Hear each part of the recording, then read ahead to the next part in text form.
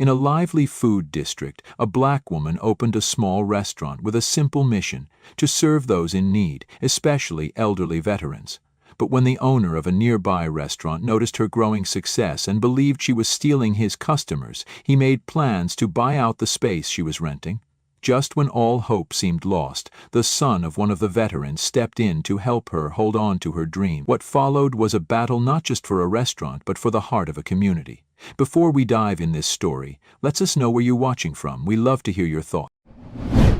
In the heart of a bustling urban block, tucked between a hardware store and an aging laundromat, stood a modest little diner with a hand-painted sign that read Maya's Table. It wasn't flashy. There were no velvet ropes or curated playlists humming from hidden speakers. But there was something warm about the place, something honest. The scent of roasted garlic and simmering broth drifted through the air like a welcome, clinging to the sidewalk and inviting strangers in. Inside, chipped white tiles lined the walls and mismatched chairs scraped softly across the floor as customers settled into their routines. Maya Ellis ran the place with her sleeves rolled and her hair tied back, moving between stove and counter with a rhythm that made the chaos feel choreographed. She didn't pretend to be anything she wasn't.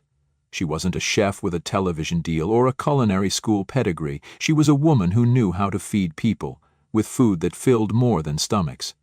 Each plate that left her kitchen carried a piece of her story, her strength, her stubbornness. Every customer, from the construction workers to the city clerks, got the same thing: a hot meal, a full portion, and a moment of realness. The diner had only been open a few months, but already it felt lived in, familiar, a neighborhood fixture in the making. Maya worked long hours, early mornings and late nights, but she never complained. She didn't have time to. The work kept her focused, grounded, present, and in some quiet way it also kept her healing. Because Maya wasn't just building a business, she was building a life on her own terms. And even if the world outside didn't always value women like her, black, single, driven, inside these walls her value was undeniable. Her food spoke louder than judgment. Her presence steadied the room. Maya Ellis had always believed that food could do more than feed the body. It could speak to the soul. Growing up in a modest two-bedroom home in the heart of Atlanta, Georgia, Maya spent countless afternoons perched on a stool in the kitchen, watching her grandmother season pots of collard greens and her grandfather tell stories that floated through the steam like old jazz records. Her grandfather, a proud but quiet man named Samuel Ellis, had once been a soldier, a black infantryman in World War II, who had given his youth to a nation that never fully acknowledged his sacrifice. He never asked for much, never raised his voice about what was taken from him. But on certain evenings, when the sun dipped low and the world felt still, Maya would see him sit at the window, a faraway look in his eyes, as if he were back on the battlefield, searching for a familiar face among the smoke. Those memories left a mark. While other kids her age dreamed of traveling the world or climbing corporate ladders, Maya carried something different inside her. A quiet conviction that she would one day do something that mattered. At first, it was mostly empty tables and long, quiet afternoons. She'd prep for hours, cooking pans of slow-braised short ribs and batches of sweet cornbread, only to serve 3 or 4 meals in an entire day. She didn't mind. She was patient. Then, one day, a man walked in. His uniform jacket was worn thin at the elbows, boots dusty, a service cap tucked under one arm. He looked around as if unsure he belonged. Maya greeted him with a warm smile and handed him a plate piled high with mac and cheese and collards. He didn't say much, barely looked her in the eye. But after he ate, he lingered. And then he spoke. Just a few words about Okinawa, about brothers he lost, about how this meal reminded him of something he hadn't felt in years.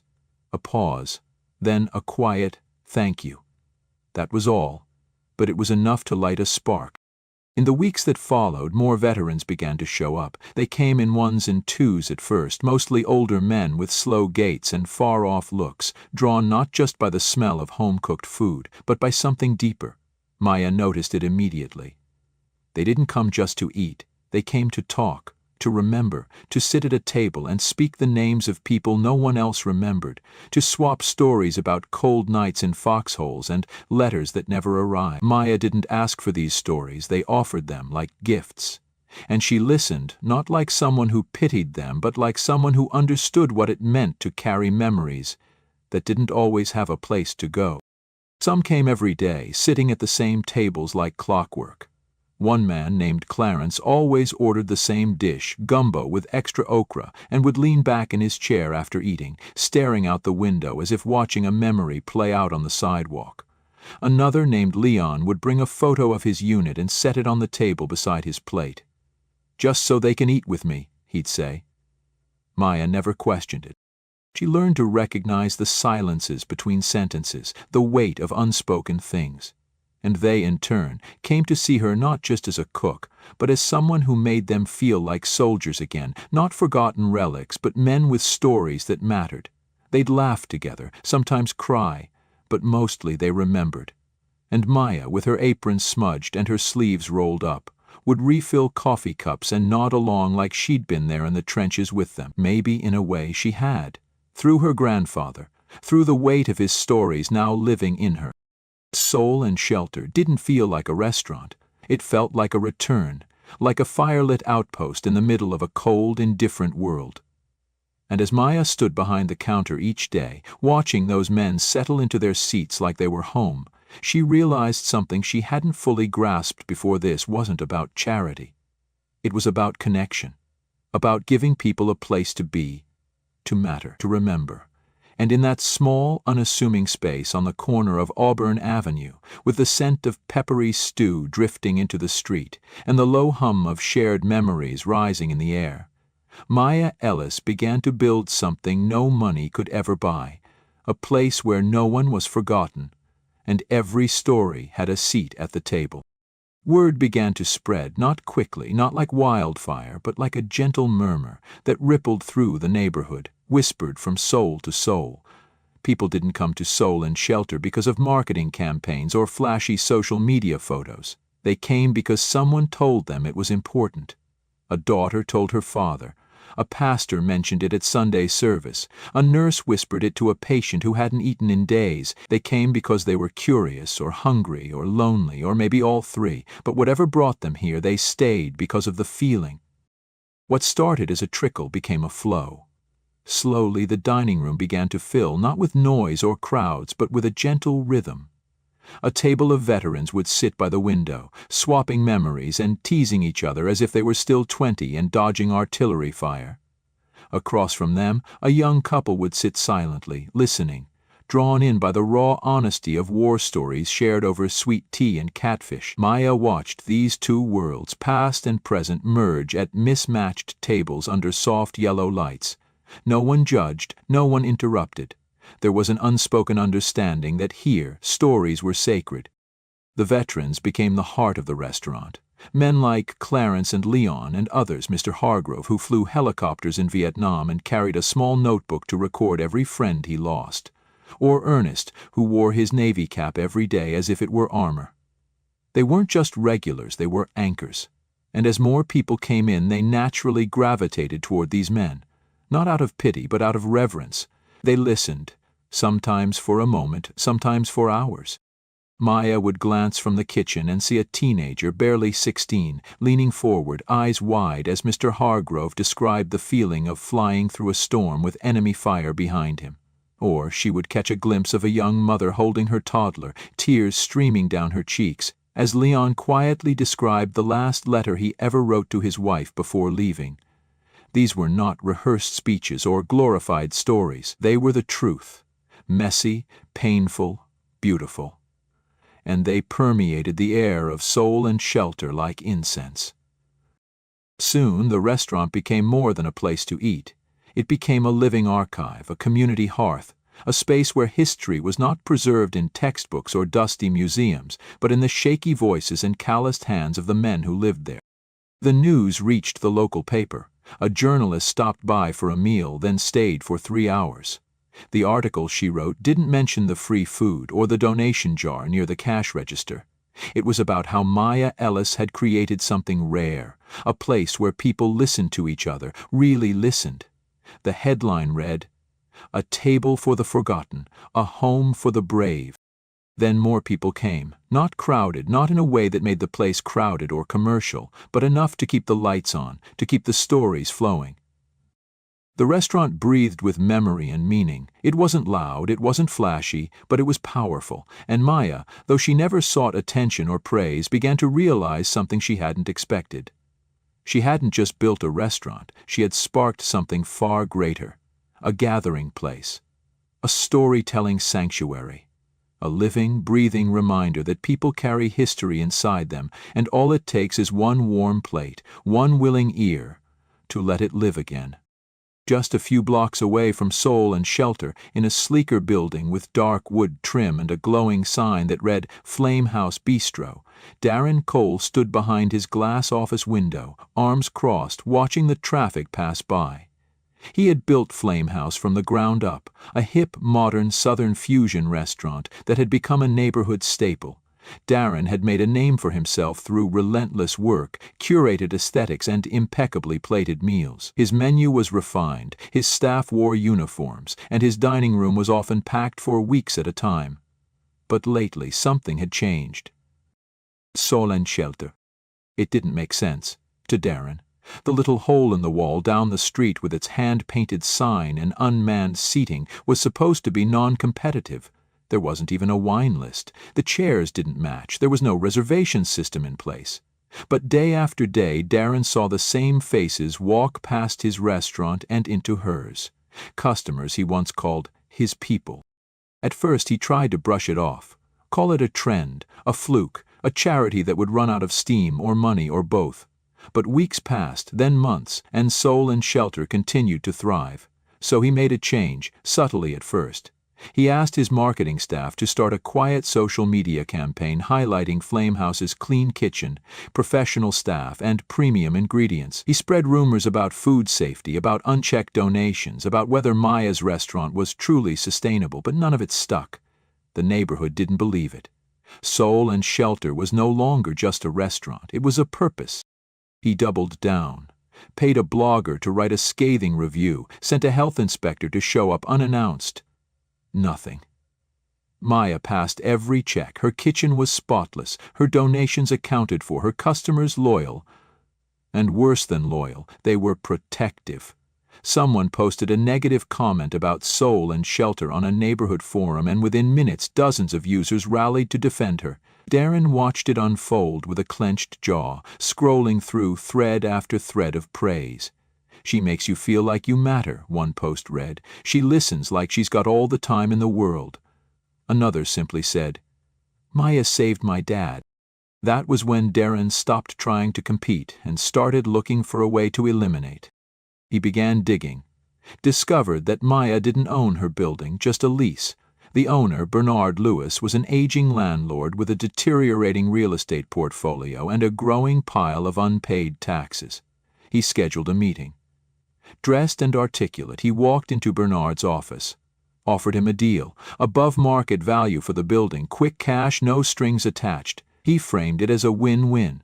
Bernard could walk away with enough money to pay off his debts and more, and Darren could refresh the corner with a new Flame House extension.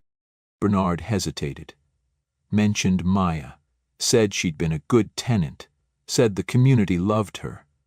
Darren nodded politely, acknowledging all of that, then slid the check across the table.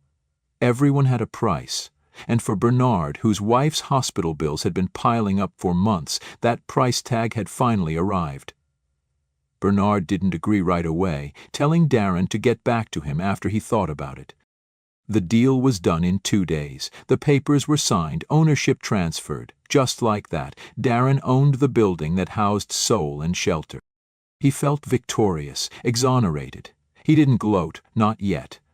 But he began drawing up plans for the renovation. He began telling his staff to prepare for new developments. He told himself that this wasn't personal. It was just business.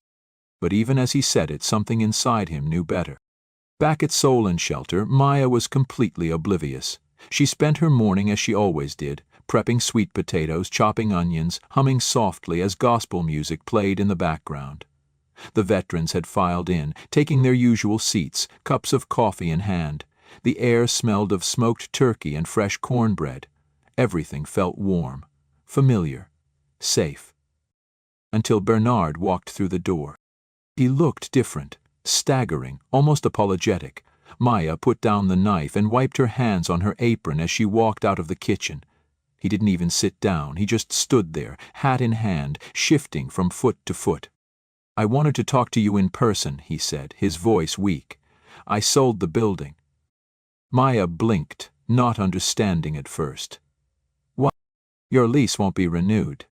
It felt like a wall had caved in, like the air in the room had gone sour. She stood still, barely able to form words. "Sold to who?" Bernard swallowed. "Darren Cole." The name hit like a slap. Maya felt something twist in her gut. Sharp, cold. Of course it was Darren.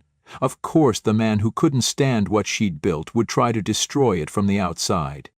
As he left, Maya stood in the middle of the dining room, the quiet hum of the restaurant still moving around her as if nothing had changed, while everything inside her had just exploded. She looked at the pictures on the wall, at the hand-painted plaques, at the table where Clarence used to sit, and she wondered how she could tell them. The veterans, the regulars, the people who finally had a place to belong.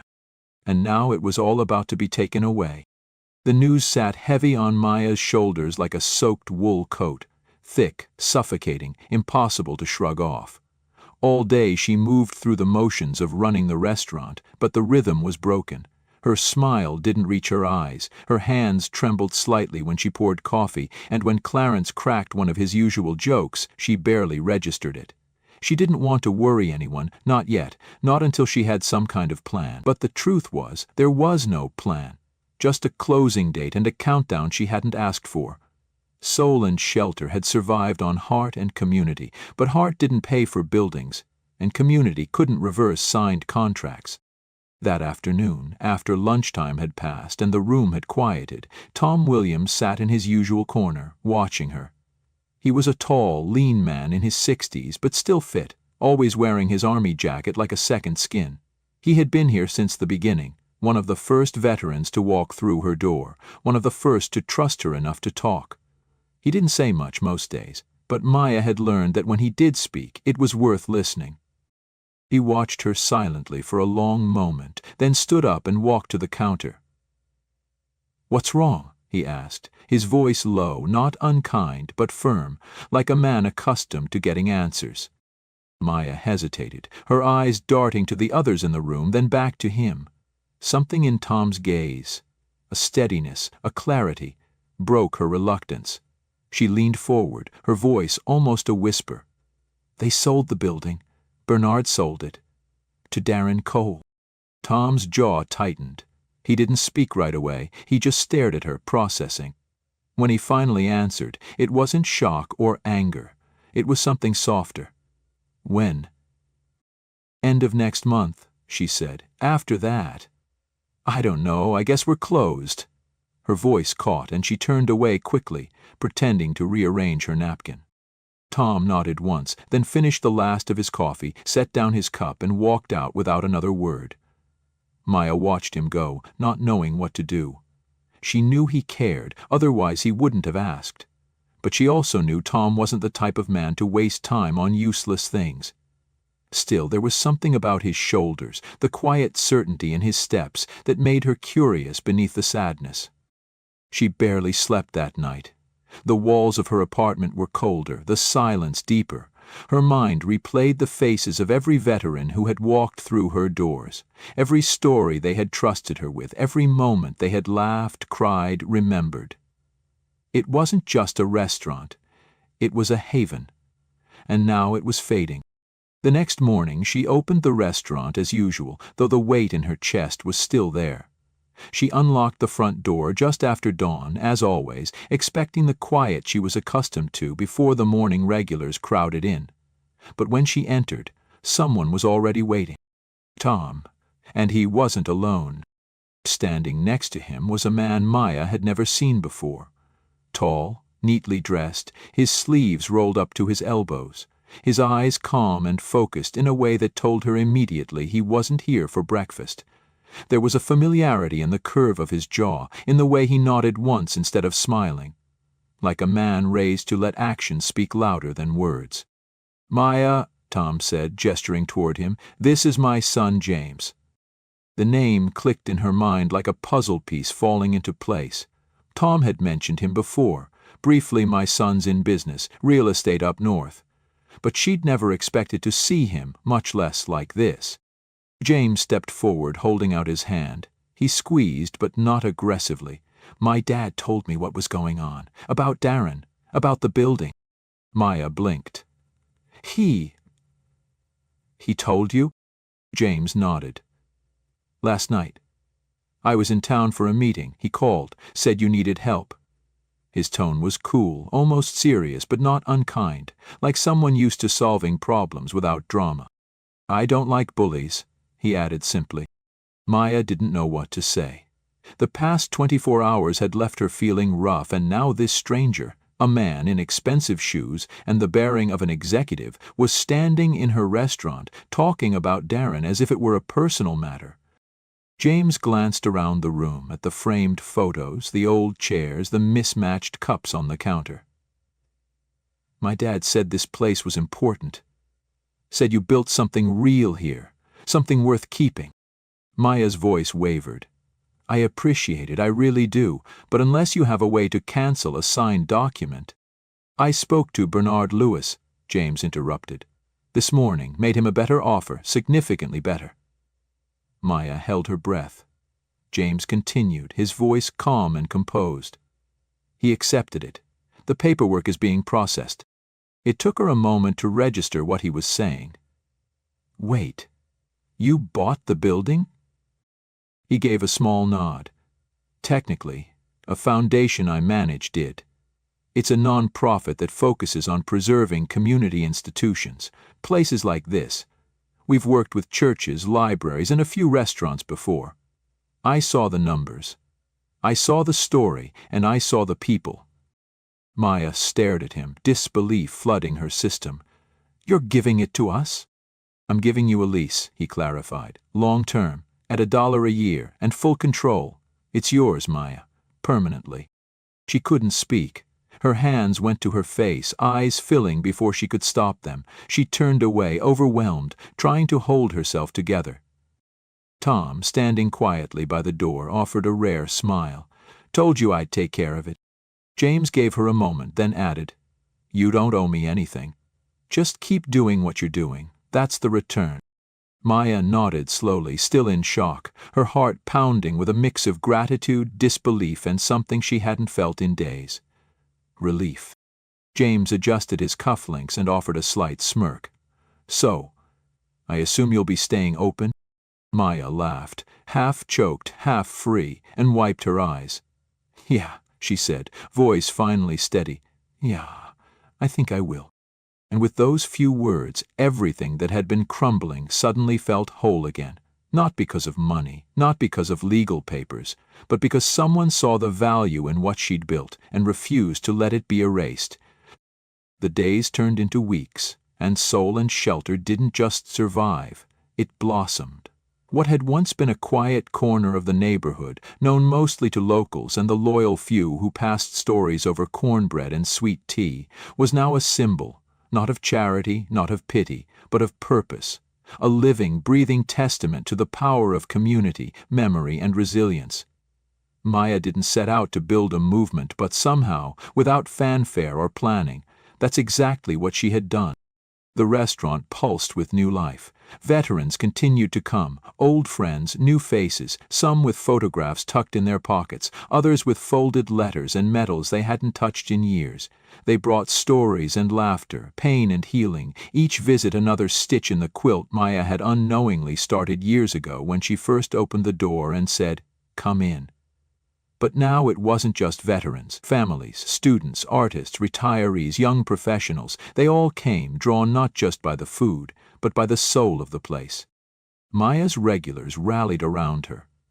The small donation jar by the register grew into a structured fund, managed by volunteers from the neighborhood, with grants and contributions pouring in from people who had never even set foot in Atlanta but had read the story, felt something, and wanted to be part of it. One local college began sending students every semester to volunteer as part of their community engagement program. A filmmaker asked to do a short documentary. A senator's office requested a visit, but Maya never let it become about fame. She kept her head down, her apron on, and her hands in the food, because to her this had never been about spotlight. It had always been about the table. And she made sure every table stayed full. On a warm Sunday morning, nearly a month after James had stepped in and changed everything, Maya hosted a celebration. Not a grand reopening, but a thank you breakfast, open to everyone, no cost, no reservations. She made a full spread: biscuits, eggs, sausage gravy, slow-cooked grits, fried green tomatoes. The dining room was packed, the energy high. James returned, quieter than before, standing in the back with Tom, watching the joy unfold. At one point, Maya stood up, holding a glass of orange juice, and spoke softly above the hum of conversation. "I just want to say thank you," she said, voice steady but full. "To the people who believed in this place when it was just an idea. To the ones who kept coming back when I was scared no one would. To the ones who told their stories, who listened, who gave. This isn't mine anymore. It belongs to all of you." The room applauded, not out of politeness, but from the chest. Clarence stood and raised his fork in salute. A woman from the local PTA wiped tears from her cheek. Even James, who rarely showed emotion, gave a small nod of respect. That night, after everyone had gone and the restaurant had gone quiet again, Maya sat at one of the corner tables, staring at the wall of photographs she had started to call the memory wall. Faces of men and women, young in uniforms, older in the seats of her dining room, looked back at her. She thought of her grandfather, of the weight he had carried, of how proud he would be if he could see what she had built from that weight. And just a few blocks away, in the dim office of Flame House Bistro, Darren Cole sat behind his desk, scrolling through news articles that no longer mentioned his restaurant. There were no write-ups about his specials, no interviews with his chefs, no lines out the door. His business, once hailed as a rising culinary gem, now stood overshadowed, not by a rival's better menu, but by something he had never thought to value: meaning. He read the headlines: "Soul and Shelter Saved by Local Hero. Atlanta's most human restaurant, where veterans dine and heal." Each one struck like a paper cut to the pride he had once worn like armor. He could feel it, day by day, his influence slipping, his dining room quieter. His staff still showed up, but the energy had shifted. Some had even started volunteering at Soul and Shelter on their days off. He didn't rage, didn't yell. He just stared at the screen, jaw tight, eyes hollow. Somewhere deep inside, beneath years of ambition and ego, a part of him understood. He hadn't lost because Maya outspent him. He lost because she had something he never tried to build: trust, loyalty, purpose. And no matter how many tables he filled with silverware, that wasn't something you could buy. Maya, for her part, never spoke of Darren again. Not out of bitterness, but because she had already moved forward. She had a garden to start behind the restaurant. Clarence had offered to help. She had a new mural to paint on the side wall. A local artist wanted to feature the faces of the veterans who made the place what it was. She had meals to cook, voices to listen to, hands to hold. And every time she unlocked the door in the morning, with the soft sun rising over Auburn Avenue and the smell of black coffee filling the air, she smiled. Soul and Shelter wasn't just open. It was alive. Join us to share meaningful stories by hitting the like and subscribe buttons. Don't forget to turn on the notification bell to start your day with profound lessons and heartfelt empathy.